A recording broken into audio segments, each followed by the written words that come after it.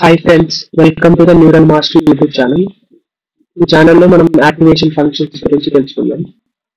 So అసలు deep learning లో activation functions అంటే ఏంటి, ఎందుకు యాక్టివేషన్ ఫంక్షన్స్ యూజ్ చేస్తాం, తర్వాత కామన్ గా యూజ్ చేసే యాక్టివేషన్ ఫంక్షన్స్ ఏంటి. సో ఏదైనా ఒక న్యూరల్ నెట్వర్క్ ఆర్కిటెక్చర్ ని ఓవరాల్ గా చూసినప్పుడు సో అందులో ఒక ఇన్పుట్ లేయర్, ఒక హిడెన్ లేయర్, ఒక అవుట్పుట్ లేయర్ ఉంటాయి.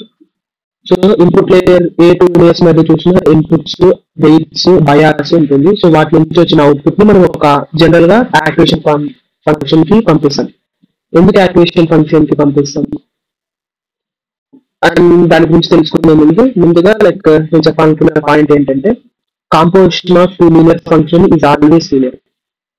సో దీనికి అర్థం ఏంటంటే ఒక లీనియర్ ఫంక్షన్ ఇంకో లీనియర్ ఫంక్షన్ అప్లై చేస్తే మళ్ళీ మనకు ఒక లీనియర్ ఫంక్షన్ వస్తారు. సో దానికి ఎగ్జాంపుల్ గా ఒక f of x equal to 3x minus 1, g of x equal to minus x plus 2. So ఆ ఫంక్షన్ తీసుకెళ్ళి g of x అనేది f of x లో మనం సబ్స్టిట్యూట్ చేసినప్పుడు మనకి h of x అనేది వచ్చింది. సో అది వచ్చేసి minus 3x plus 5. అది కూడా ఒక లీనియర్ ఫంక్షన్.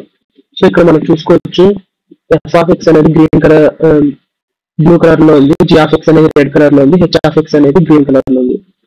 సో ఒక లీనియర్ ఫంక్షన్ ని ఇంకో లీనియర్ ఫంక్షన్ సబ్స్టిట్యూట్ చేస్తే మనకు లీనియర్ ఫంక్షన్ వస్తుంది. సో ఒక డిఎల్ మోడల్లో ఆ మోడల్లో మనం ఎన్ని లేయర్స్ యూజ్ చేసిన, ఎన్ని హిడెన్ లేయర్స్ యూజ్ చేసిన, తర్వాత ఎన్ని హిడెన్ యూనిట్స్ యూజ్ చేసిన, అందులో యాక్టివేషన్ ఫంక్షన్స్ అనేవి లేకపోతే దాన్ని ఒక సింపుల్ లీనియర్ మోడల్ గా కన్సిడర్ చేయొచ్చు మనం. సో నేచర్ లో ఉన్న ప్రాబ్లమ్స్ ని అన్ని మనము జస్ట్ లీనియర్ ఈక్వేషన్స్ తో సాల్వ్ చేయలేము. సో కాంప్లెక్స్ ప్రాబ్లమ్స్ ని సాల్వ్ చేయాలంటే మనం యాక్టివేషన్ నాన్ లీనియారిటీ అనేది తీసుకొని రావాలి. సో ఈ యాక్టివేషన్ ఫంక్షన్స్ అనేది నాన్ లీనియారిటీ కోసం మనం ఇంట్రడ్యూస్ చేస్తున్నాం. సో ఏదైనా కాంప్లెక్స్ ప్రాబ్లమ్స్ లో మాక్సిమం నాన్ లీనియారిటీ ఉంటాయి కాబట్టి సో వాటిని నేర్చుకోవడానికి మనం యాక్టివేషన్ ఫంక్షన్స్ అనేది యూజ్ చేస్తాం. సో ఎగ్జాంపుల్ గా మనం ఎప్పుడైనా ట్విట్టర్ ఓపెన్ చేసినప్పుడు అకౌంట్ క్రియేట్ చేసుకొని సో మనకు కొన్ని సజెషన్స్ వస్తాయి. ఒక 100-150 అకౌంట్స్ ఇలా స్క్రోల్ చేసుకుంటూ పోతే చాలా అకౌంట్స్ వస్తాయి. సో అందులో ఫర్ ఎగ్జాంపుల్ మనకు ఫేవరెట్ క్రికెటర్ ఎవరైతే వాళ్ళని ఫాలో అవుతాం, తర్వాత మా ఫేవరెట్ పొలిటీషియన్స్ ఎవరు నచ్చితే వాళ్ళని ఫాలో అవుతాం, తర్వాత అలాగే ఎంటర్టైన్మెంట్ లో కూడా ఎవరు మన ఫేవరెట్ హీరో అయితే వాళ్ళని ఫాలో అవుతాం. సో ఇక్కడ మన బ్రెయిన్ అనేది మనకి ఇష్టమైన వాటిని కొన్ని సెలెక్ట్ చేసుకుంటాం. అలాగే యాక్టివేషన్ ఫంక్షన్స్ కూడా ఏదైనా ప్రాబ్లమ్ సాల్వ్ చేస్తున్నప్పుడు ఏవేవి యూస్ఫుల్ ఫీచర్స్ వీటిని పాస్ చేయాలి, తర్వాత ఏ ప్రాబ్లమ్ లో ఏ యాక్టివేషన్ ఫంక్షన్ యూజ్ చేస్తే లేదు, దానికి తగ్గట్టు మనం డిఫరెంట్ యాక్టివేషన్ ఫంక్షన్స్ ఉంటాయి. సో ప్రాబ్లమ్ తగ్గట్టు మనం యూస్ కేసుని బట్టి డిఫరెంట్ యాక్టివేషన్ ఫంక్షన్స్ అనేవి యూజ్ చేస్తుంటాం. So some of the popular activation functions are sigmoid, tangent and ReLU. So sigmoid వచ్చేసి దాని ఫంక్షన్ వచ్చేసి 1/1 + e⁻⁻z. సో ఇందులోకి జడ్లోకి మనం ఏ వాల్యూ పాస్ చేసినా అవుట్పుట్ వచ్చేసి 0 to 1 మధ్యలో ఉంటుంది. సో ఆల్మోస్ట్ ఇది లీనియర్ గానే ఉంది, కానీ అవుట్పుట్స్ అనేది 1 to 0 మధ్యలో సాచురేట్ అయిపోతుంది. సో టాంజెంట్ వచ్చేసి ఇది కూడా సేమ్ సిగ్మాయిడ్ లాగానే జస్ట్ కొన్ని ఫంక్షన్ చేంజ్ చేసేసి సో దాని యొక్క అవుట్పుట్ ని -1 to 1 మధ్యలో వస్తాయి అవుట్పుట్స్ వచ్చేసి.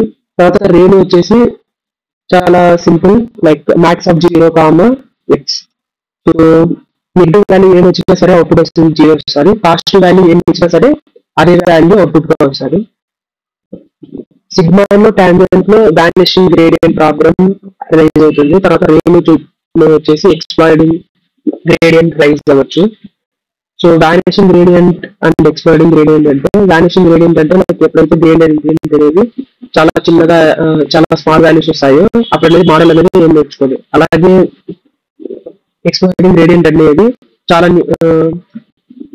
లేయర్స్ యూజ్ చేసినప్పుడు గ్రేడియంట్ అనేది పెరుగుకుంటూ పోతే సో అప్పుడు అనేది ఎక్స్ప్లాయిడింగ్ గ్రేడియంట్ ప్రాబ్లమ్ అనేది రైజ్ అవుతుంది. సో సిగ్మాయిడ్ లో టాంజెంట్ లో వానిషింగ్ గ్రేడియంట్ వస్తుంది, ఎందుకంటే వాటి సిగ్మాయిడ్ ఫంక్షన్ ఉంది కదా, దాని గ్రేడియంట్ తీసుకుంటే దాని వాల్యూస్ వచ్చేసి లైక్ 0 to 0.25 మధ్యలో వస్తాయి. అలాగే టాంజెంట్ అయితే లైక్ 0 to 1 మధ్యలో వస్తాయి. సో ఈ రెండింటిలో లైక్ వానిషింగ్ గ్రేడియంట్ ప్రాబ్లం వచ్చే ఛాన్స్ ఉంది. తర్వాత రేణులో అయితే లైక్ ఎక్స్పైరింగ్ గ్రేడియంట్ రావచ్చు. సో అందుకే మనం దాన్ని అవాయిడ్ చేయడానికి లైక్ బ్యాచ్ నార్మలైజేషన్ అలా యూస్ చేస్తాం. తర్వాత రేణు వచ్చేసి చాలా పాపులర్ యాక్టివేషన్ ఫంక్షన్. సో తర్వాత కంప్యూటేషన్ కూడా చాలా ఎఫిషియెంట్, ఎందుకంటే ఏ నెగిటివ్ వాల్యూ వచ్చినా లైక్ అది 0 వచ్చేస్తారు కాబట్టి.